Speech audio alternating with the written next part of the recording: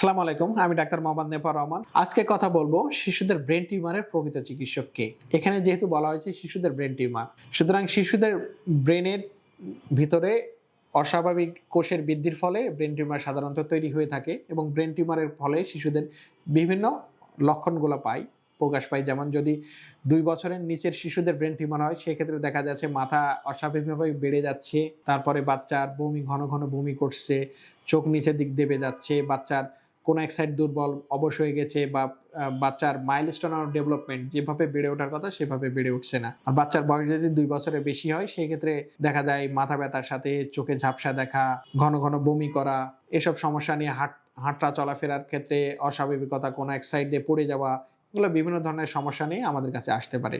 সুতরাং ব্রেন টিউমারের রোগের একমাত্র চিকিৎসা হলো অপারেশন। অধিকাংশ ব্রেন টিউমারেরই অপারেশনের মাধ্যমে চিকিৎসা করা হয়। যেসব ডক্টর শিশুদের ব্রেন নিয়ে কাজ করে এবং ব্রেনের অপারেশন করে থাকেন, সেসব ডক্টরই এই রোগের প্রকৃত চিকিৎসক। একজন পেডিয়াট্রিক নিউরোসার্জন যেহেতু শিশুদের ব্রেন নিয়ে কাজ করে থাকেন এবং শিশুদের ব্রেনের অপারেশন করে থাকেন, সুতরাং একজন পেডিয়াট্রিক নিউরোসার্জন এই রোগের প্রকৃত চিকিৎসক।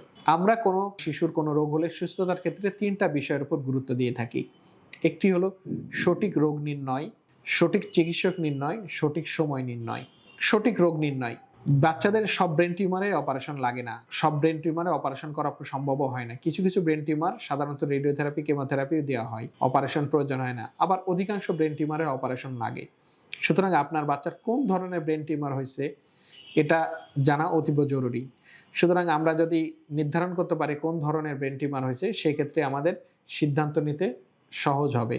এবং সঠিক সময় নির্ণয়, কোনো কোনো ব্রেন টিউমার ক্ষেত্রে দেখা যাচ্ছে স্লোলি আস্তে আস্তে বাড়ে, ক্ষতিটা কম হয়। কোনো কোনো ব্রেন টিউমার দেখা যাচ্ছে খুব দ্রুত বাড়ে, সেক্ষেত্রে ক্ষতি দ্রুত হয়।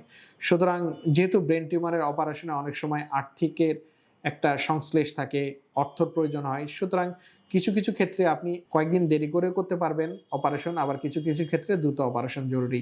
সুতরাং কোন সময় আপনি আপনার বাচ্চার ব্রেন টিউমার অপারেশন করবেন এটা জানাও জরুরি। এবার সঠিক চিকিৎসক নির্ণয়, আপনি আপনার বাচ্চার ব্রেন টিউমারের জন্য যদি সঠিক চিকিৎসক নির্ণয়ে ব্যর্থ হন, সেই ক্ষেত্রে দেখা যাচ্ছে সঠিক চিকিৎসা থেকে বঞ্চিত হতে পারেন। সেক্ষেত্রে বাচ্চার সুস্থ হওয়ার সম্ভাবনা অধিকাংশ ক্ষেত্রে কমে যায়।